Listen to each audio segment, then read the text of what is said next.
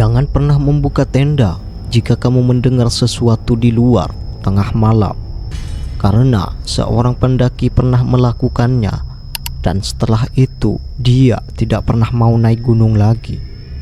Malam itu mereka yakin hanya berempat di sana, tapi sekitar jam 1 pagi ada sesuatu yang berjalan mengelilingi tenda mereka pelan dan tidak pernah benar-benar pergi.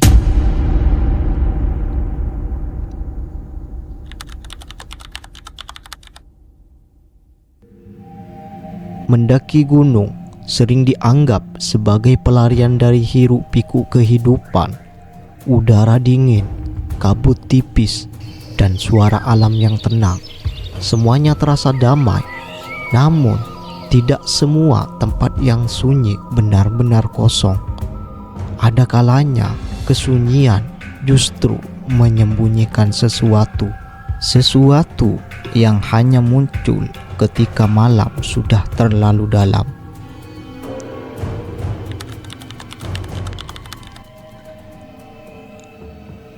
Andi dan 3 temannya sudah merencanakan pendakian ini sejak lama. Gunung yang mereka pilih bukan gunung populer, jalurnya sepi, jarang dilewati pendaki. Mereka berangkat pagi hari. Awalnya semua terasa biasa. Mereka bercanda, mengambil foto, dan menikmati perjalanan. Namun semakin jauh mereka masuk ke dalam hutan, suasana mulai berubah. Pepohonan semakin rapat, cahaya matahari mulai sulit menembus, dan entah kenapa Andi mulai merasa tidak sendirian.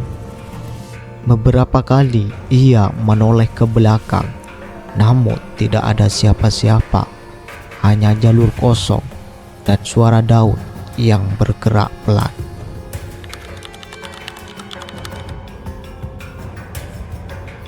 Saat sampai di pos terakhir, mereka bertemu seseorang pendaki yang turun sendirian. Wajahnya pucat, langkahnya cepat. Salah satu dari mereka bertanya, "Mas, di atas aman kan?" Pria itu diam beberapa detik, lalu berkata pelan, "Kalau bisa, jangan terlalu malam di atas." Jawaban itu terasa aneh, namun mereka mengabaikannya. Perjalanan tetap dilanjutkan. Menjelang sore, kabut mulai turun dan suasana menjadi semakin sunyi. Tidak ada suara burung, tidak ada suara lain, hanya langkah kaki mereka dan hutan yang terasa terlalu diam.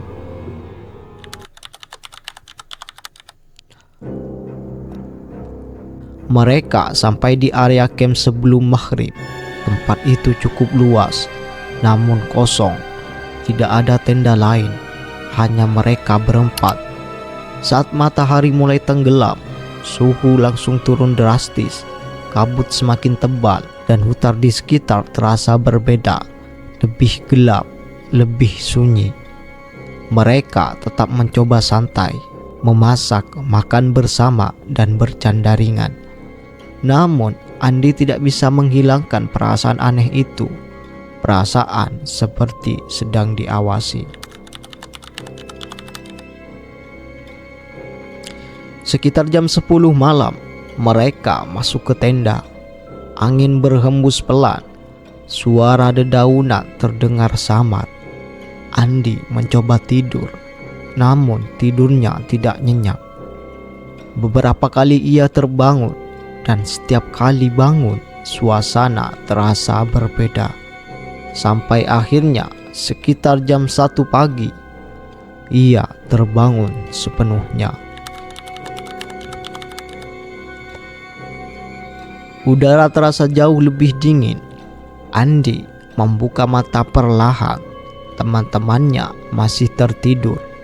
Lalu ia mendengar sesuatu, seperti langkah kaki di tanah kering. Andi diam mendengarkan. Suara itu tidak menjauh, tidak juga mendekat, namun mengelilingi tenda pelan teratur, seolah ada sesuatu berjalan memutari mereka.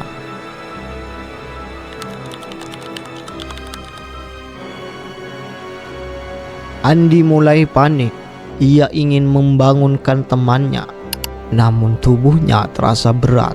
Tiba-tiba suara itu berhenti. Sunyi. Beberapa detik kemudian, suara jatuh tepat di samping tenda. Sangat dekat. Andi menahan napas. Perlahan ia menoleh ke arah pintu tenda, dan saat itulah ia melihat sesuatu. Di balik kain tipis tenda terlihat bayangan seseorang, tinggi, kurus, dan diam. Tidak bergerak, tidak bersuara, hanya diam. Beberapa detik berlalu yang terasa sangat lama. Lalu bayangan itu mulai bergerak, pelan mendekat ke arah tenda. Kain tenda bagian depan sedikit tertarik dari luar, seolah ada sesuatu yang mencoba melihat ke dalam. Andi langsung memejamkan mata. Tubuhnya kaku, tidak bisa bergerak, tidak bisa bersuara. Waktu terasa berhenti. Kemudian suara itu kembali, menjauh, perlahan, hingga akhirnya hilang.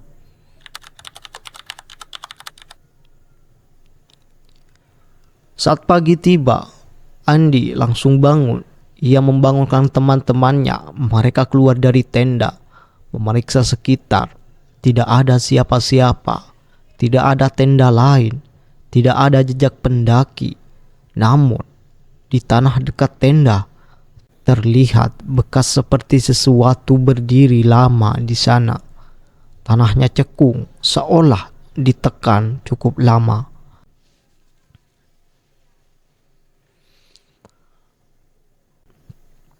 Tanpa banyak bicara, mereka memutuskan turun hari itu juga.